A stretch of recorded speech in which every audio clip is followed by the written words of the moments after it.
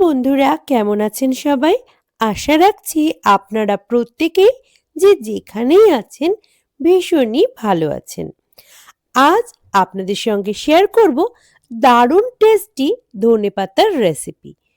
সারা বছর ধনেপাতা পাওয়া গেলেও শীতকালে কিন্তু ভীষণই ফ্রেশ ধনেপাতাগুলো পাওয়া যায়। তাই শীত চলে যাওয়ার আগে মনে করলাম কিছু ধনেপাতার আচার বানিয়ে রাখি নিজেদের জন্য। বাজার থেকে কিছু ফ্রেশ ধনেপাতা নিয়ে নিয়েছি। এখানে আমি কিন্তু ২ আঁটি মতো ধনেপাতা ব্যবহার করছি। শুধুমাত্র গোড়ার দিকের অংশগুলো আমি বাদ দিয়ে নিয়েছি। বাকি সম্পূর্ণটাই কিন্তু আমি ব্যবহার করব আজকের রান্নার জন্য। আর এখানে প্রথমেই একটা মসলা বানিয়ে নিচ্ছি। তার জন্য আমি নিয়েছি ১ চামচ পরিমাণ গোটা জিরে, ১ চামচ গোটা ধনে এবং ১ চামচ গোটা মৌরি। অনেকেই কিন্তু জিরের পরিমাণটা মৌরি এবং ধনের তুলনায় একটু কম রাখেন, তবে আমি এভাবেই ব্যবহার করে থাকি। খুব ভালোভাবে শুকনো খোলায় বেশ কিছুক্ষণ সময়ের জন্য ভালোভাবে ভেজে নেওয়ার পর মিহি করে গুঁড়ো করে নেব। আর এদিকে আচারটা তৈরির জন্য কড়াইতে নিয়ে নিয়েছি অল্প পরিমাণ সর্ষের তেল। প্রথমে তেলটাকে ভালোভাবে গরম হতে দিয়েছি।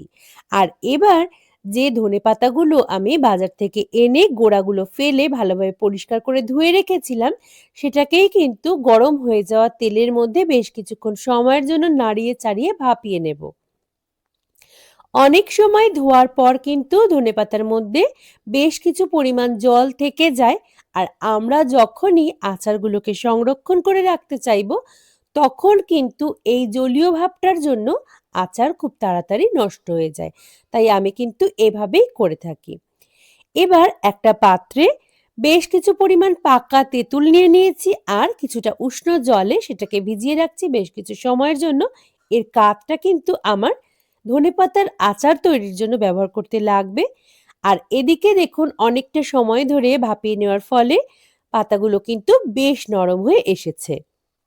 আরও বেশ কিছু সময়ের জন্য ধনেপাতাগুলোকে ভাপিয়ে নেব। আর তার মধ্যে আমি যে তেঁতুলটা ভালোভাবে ভিজিয়ে রেখেছিলাম সেটাকে কিন্তু একটা ছাঁকনির সাহায্যে শুধুমাত্র এর কাতগুলোকে বের করে নিয়েছি। ধনেপাতাটা কিন্তু খুব সুন্দরভাবে ভাপিয়ে নেওয়ার পর একটু ঠান্ডা করে আমি মিক্সিতে একটা পেস্ট তৈরি করে নিলাম। রান্নাটার জন্য এবারে নিয়ে নিলাম একটা কড়াই আর তার মধ্যে আবারও বেশ কিছু পরিমাণ সর্ষের তেল প্রথমে কিন্তু খুব ভালোভাবে গরম হতে দেব। আচার তৈরির জন্য আমার কিন্তু রসুন প্রয়োজন। আমি বেশ কয়েক কোয়া রসুনকে ছোট ছোট আকারে কুচিয়ে নিয়েছি। সেই রসুনগুলোই তেলের উপর দিয়ে বেশ কিছু সময়ের জন্য প্রথমে একটু ভেজে নেব। আর তার মধ্যে দিয়ে দিলাম কাঁচা লঙ্কা এবং শুকনো লঙ্কা কুচি। আমি ঝালের পরিমাণটা কিন্তু যথেষ্ট কম দিয়েছি। আপনারা চাইলে পরিমাণটা অবশ্যই বাড়িয়েও নিতে পারেন। লঙ্কা এবং রসুনটা অল্প ভাজা হয়ে যাওয়ার পর পরিমাণ মতো লবণ আমি যুক্ত করে দিলাম। আরও যুক্ত করে দিলাম হাফ চামচ পরিমাণ কাশ্মীরি লঙ্কার গুঁড়ো।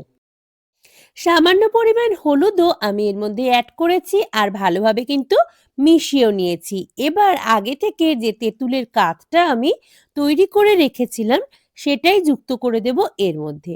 আর খুব ভালোভাবে মিশিয়ে নেব খুন্তির সাহায্যে। তেঁতুলের কাঠটা যুক্ত করার পর আমি কিন্তু অনবরত নাড়তে থাকবো যাতে নিচের অংশ কোনোভাবেই পুড়ে না যায়। দেখুন খুব ভালোভাবেই কিন্তু আমি বেশ কিছু সময়ের জন্য এটাকে জাল করে নিয়েছি। আর একটু জাল করব আর সাথে এবার এর মধ্যে যুক্ত করে দিচ্ছি চিনি। চিনির পরিমাণটাও কিন্তু অবশ্যই নিজেদের স্বাদ অনুসারেই দিতে হবে। বেশ কিছুক্ষণ সময়ের জন্য তেঁতুলের এই কাঠ সহ অন্যান্য উপকরণগুলোকে আমি জাল করে নিয়েছি। আর এবার এর মধ্যে যুক্ত করে দিলাম ধনেপাতা বাটার সম্পূর্ণটুকুই। আর খুন্তির সাহায্যে প্রথমেই কিন্তু খুব ভালোভাবে নাড়িয়ে চাড়িয়ে নেব আর বেশ কিছু সময় ধরে এইভাবেই কুক হতে দেব। মশলা সহ সমস্ত উপকরণগুলোই কিন্তু ধনেপাতার সঙ্গে খুব ভালোভাবে মিলেমিশে গেছে।